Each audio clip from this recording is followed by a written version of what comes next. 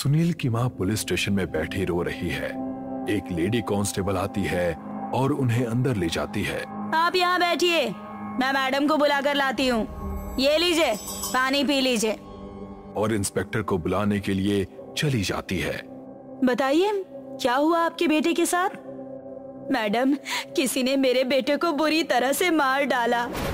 उस बेचारे का वो हाल किया था कि मुझे देखने में भी डर लग रहा था। शरीर पर एक भी कपड़ा नहीं छोड़ा था। देखिए, ऐसे बीच में से मत बताइए, शुरू से बताइए कि हुआ क्या था। सुनील की माँ कल रात को क्या हुआ था एक एक करके सब कुछ बताना शुरू करती है। सुनील को कंप्यूटर की बहुत लत लगी हुई है। वो दिन भर अपने पीसी पर बैठा रहता है। घर वाले उसको बहुत समझाते हैं कि दिन रात कंप्यूटर पर बैठने से आंखें खराब हो सकती हैं, पर वो किसी की भी नहीं सुनता। बेटा, तुझे अब और कितनी बार कहना पड़ेगा, रात बहुत हो चुकी है।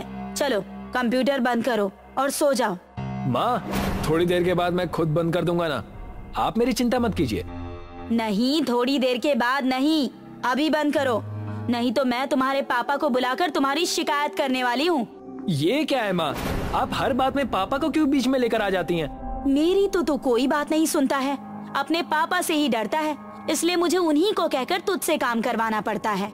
अच्छा ठीक है, अभी पापा को बुलाने की कोई जरूरत नहीं है, मैं कंप्यूटर बंद करके जा रहा हूँ। आप भी अब सो जाइए, मैं भी सोने ही जा रहा हूँ। सुनील की माँ कमरे के बाहर आती है। सुनील कंप्यूटर बंद करने का नाटक करता है, पर जैसे ही सुनील देखता है कि माँ कमरे से बाहर जा चुकी हैं, वो फिर से चुपके से कंप्यूटर ऑन करता है। सुनील को पता नहीं था कि माँ बाहर दरवाजे पर खड़ी है। मुझे पता था कि तू होशियारी जरूर करेगा। अब रुक, तुझे बताती हूँ अच्छे से। सुनील की माँ उसके पापा को आवाज लगाती है। सुनील के पापा, सुनते हो? जरा इधर आइए। पापा का नाम सुनकर सुनील बहुत घबरा जाता है। वो अपने पापा से बहुत डरता है कि वो अब से ऐसी हरकत नहीं करेगा। सॉरी माँ, इस बार माफ कर दो प्लीज, मैं अभी कंप्यूटर बंद कर देता हूँ और कल तक नहीं खोलूंगा, आपकी कसम। पर प्लीज आप पापा को मत बुलाइए, मैं रात को सोने से पहले मार नहीं खाना चाहता। सुनील की माँ सुनील की ये हालत देखकर मुस्कुराने लगती है। ऐसी हरकत करते ही क्यों हो कि मुझे तुम्हारी शिकायत तुम्हारे पापा से करनी पड़ती है? तुम एक अच्छे लड़के हो ना, इसलिए कभी कभी अपनी माँ की बात भी मान लिया करो। चलो अब चुपचाप कंप्यूटर बंद करके सो जाओ। सुनील कंप्यूटर बंद कर देता है। माँ बाहर चली जाती है। सुनील का दिल अभी भी धक धक कर रहा है। पापा के नाम का डर अभी तक उसके मन में है। पता नहीं माँ को भी क्या लगा रहता है, दिन भर मेरे पीछे पड़ी रहती है, जैसे कि मैं इनका सौतेला बेटा हूँ। सुनील कुछ देर बिस्तर के अंदर चुपचाप लेटा रहता है, पर कुछ देर के बाद वो पानी पीने के बहाने किचन में जाता है। सुनील अपने कमरे में जाता है और कंप्यूटर ऑन करके इंटरनेट पर कुछ सर्च करने लगता है।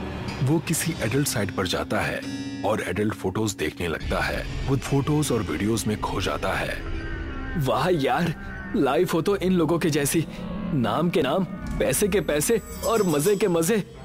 सुनील साइट पर पेज को स्क्रॉल कर ही रहा होता है कि तभी उसे वहां पर एक लड़की का वायरल वीडियो और कुछ फोटोज दिखाई देते हैं। वाह यार, क्या लड़की है! जिसने इसका वीडियो निकाला होगा उसके तो मजे ही मजे रहे होंगे। काश इस लड़की का वीडियो मैंने बनाया होता तो मजा ही आ जाता। सुनील उस लड़की का वीडियो डाउनलोड करता है, तभी अचानक उसका कंप्यूटर ऑफ हो जाता है। अरे ये क्या हो गया, मैंने तो इसको छेड़ा भी नहीं। अचानक से सुनील के कंप्यूटर की स्क्रीन ऑन होती है और ब्लिंक करने लगती है। स्क्रीन पर सुनील की फोटो आती है और उस पर से एक एक करके कपड़े उतरने लगते हैं। ये देखकर सुनील डर जाता है। ये क्या हो रहा है, कहीं किसी ने मेरे कंप्यूटर को हैक तो नहीं कर लिया? तभी सुनील की ये नंगी फोटो उसके कंप्यूटर के जरिए उसी साइट पर अपलोड हो जाती है। नहीं नहीं, ये क्या हो रहा है, ये मेरे साथ कौन मजाक कर रहा है? सुनील इससे पहले कुछ समझ पाता, उसके कमरे के बल्ब ब्लिंक होने शुरू हो जाते हैं। कुछ देर ब्लिंक होने के बाद बल्ब अपने आप फूट जाते हैं, जिसकी आवाज से सुनील बहुत डर जाता है। अब उसके कमरे में चारों तरफ अंधेरा ही अंधेरा है। कौन है? कौन है? देखो मैं तुमसे डरता नहीं हूँ, जो भी है सामने आओ मेरे। सुनील को अपने अलावा कमरे में किसी के होने का एहसास नहीं होता। उसको अपने खिड़की के पर्दे के पीछे किसी का साया दिखाई देता है, जिसे देखकर सुनील बहुत डर जाता है, पर वो खुद को नॉर्मल दिखाने की कोशिश करता है। अच्छा, तो तुम यहाँ छुपे हुए हो? बाहर आओ, मैं कहता हूँ बाहर आओ, नहीं तो मैं अपने पापा को आवाज लगा दूंगा। सुनील की आवाज से वो साया पर्दे से बाहर आने लगता है। जैसे जैसे वो बाहर आता है, उसका शरीर दिखने लगता है। वो एक लड़की है। सुनील देखता है कि ये तो वही लड़की है जिसका MMS लीक हुआ था। तुम यहाँ कैसे? तुम तो वही MMS वाली लड़की हो ना? हाँ, मैं वही MMS वाली हूँ, पर मैं अब लड़की नहीं रही। मैं एक भटकती हुई आत्मा हूँ। आत्मा शब्द सुनकर सुनील के होश उड़ जाते हैं। वो थोड़ा दूर हट जाता है। ये क्या मजाक है? पहली बात तो ये कि तुम मेरे कमरे में कैसे आ गई, और ये आत्मा वात्मा का नाटक करके मुझे डराने की कोशिश मत करो। मैं तुमसे डरने वाला नहीं हूँ। वो लड़की सुनील के पास आती है। उसके बाल बिखरे हुए हैं। वो बड़ी ही डरावनी आवाज में सुनील से कहती है, बहुत शौक है ना तुम्हें कपड़े उतरते हुए देखने का, और साथ में अगर वीडियो भी बन जाए तो और भी लोग देख लेंगे, है ना? वो भूत सुनील का फोन लेकर फेसबुक पर लाइव आती है और एक एक करके सुनील के कपड़े उतारना शुरू करती है। सुनील उसके हाथों से बचने की बहुत कोशिश करता है, पर उसकी पकड़ बहुत मजबूत होती है। प्लीज मुझे छोड़ दो, मैंने क्या बिगाड़ा है तुम्हारा? वो वीडियो तो पहले से ही इंटरनेट पर था, मैंने तो बस डाउनलोड करके अपने दोस्तों के बीच शेयर किए थे। वो भूत सुनील की कोई भी बात नहीं सुनती और उसके सारे कपड़े उतारकर उसको नंगा कर देती है। सुनील खुद को कैमरे के सामने से हटाने की कोशिश करता है, पर वो जबरदस्ती उसको पकड़े रहती है। सुनील बहुत चीखता चिल्लाता है, नहीं, प्लीज मेरे साथ ऐसा मत करो, मैं किसी को मुंह दिखाने लायक नहीं रहूंगा, प्लीज मुझे छोड़ दो। तभी सुनील के फोन पर उसके दोस्तों के मैसेज आने लगते हैं कि उसका नंगा वीडियो इंटरनेट पर तेजी से वायरल हो रहा है। तुमने मुझे कहीं मुंह दिखाने लायक नहीं छोड़ा, अब मैं अपने घर वालों से इस बारे में क्या कहूँगा? यही हाल मेरा भी हुआ था जब तुम्हारे जैसे एक लड़के ने मेरा वीडियो लीक किया था। मैंने उससे बहुत रिक्वेस्ट की थी कि प्लीज ऐसा मत करो, पर उसने मेरी एक बात नहीं सुनी और मेरे सारे फोटोज और वीडियोस इंटरनेट पे डाल दिए।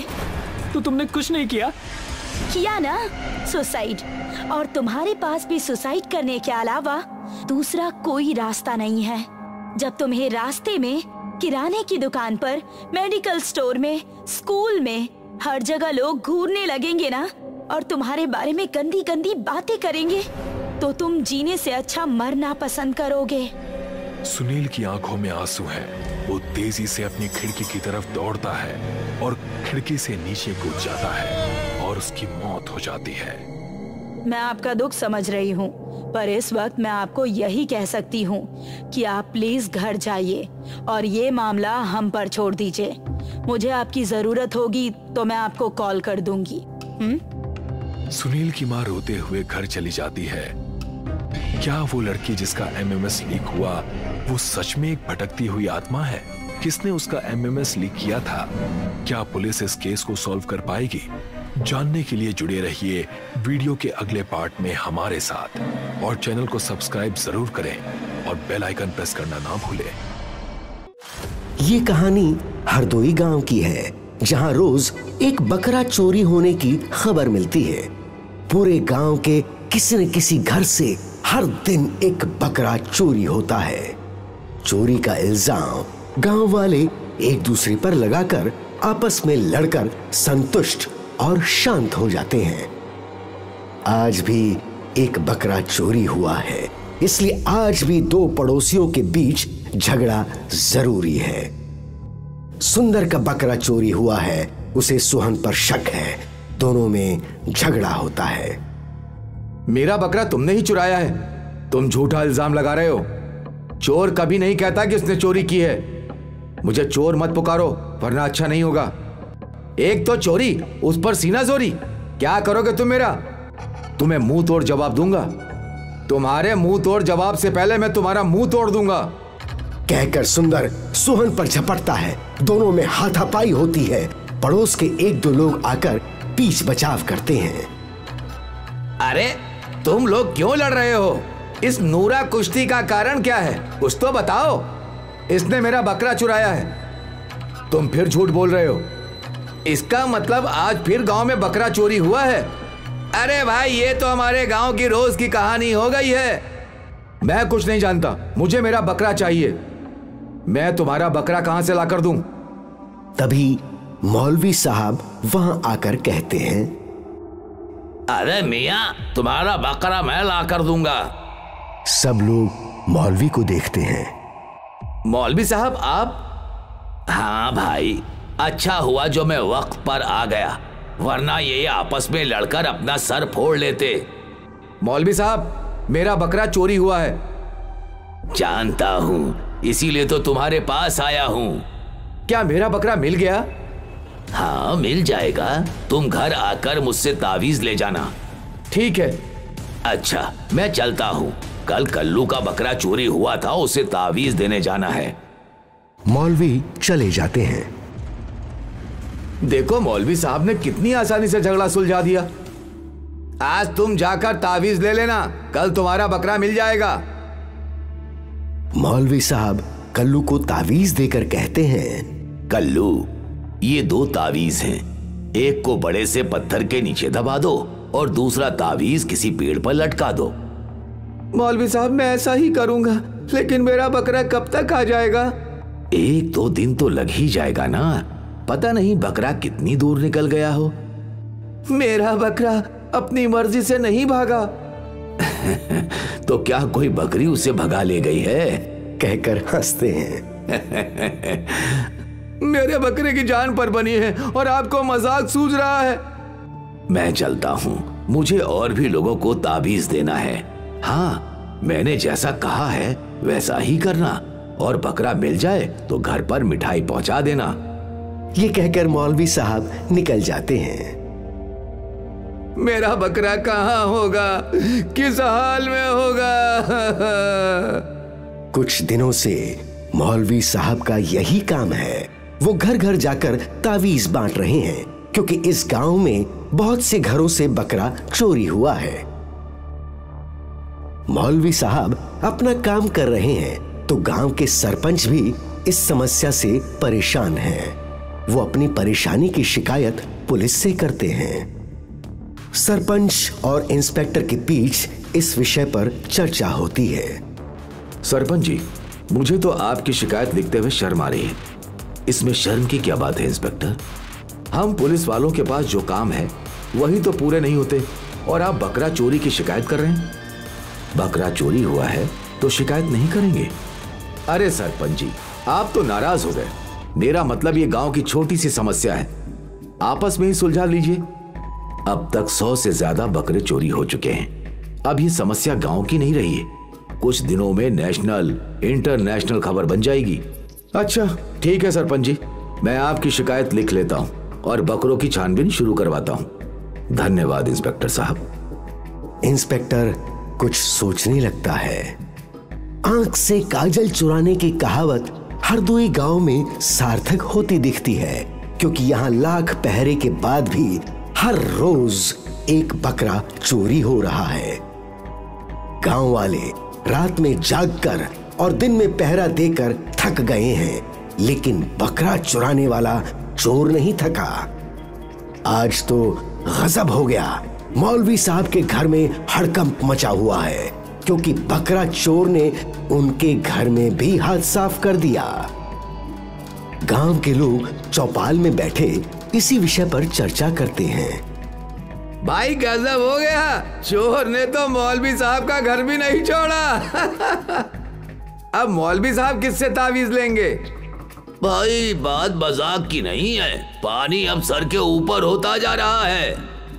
अब हम कर भी क्या सकते हैं? मौलवी साहब तावीज देकर थक गए, सरपंच जी पुलिस में शिकायत कर चुके, और हम सब रोज भगवान से प्रार्थना करते हैं। फिलहाल तो निराशा ही हाथ लगी है, बकरा नहीं मिला। रोज रोज बकरा चोरी होने से अच्छा है हम गांव वाले इकट्ठा ही बकरे को बेच दें। ये ठीक है, न रहेगा बांस न बजेगी बांसुरी। नहीं भाई, इस समस्या को हम ऐसे नहीं छोड़ सकते। हाँ, मौलवी साहब को ही कुछ करना होगा, तभी यह बकरा चोर पकड़ा जाएगा। सब उसकी बात से सहमत होते हैं। मौलवी साहब समझ जाते हैं कि मामला चोर सिपाही का नहीं बल्कि भूत प्रेत का है, इसलिए वो एक रात का वजीफा करते हैं। इस वजीफे के जरिए वो उस भूतिया कसाई को सामने लाना चाहते हैं, जिससे गांव वाले उसकी सच्चाई जान लें।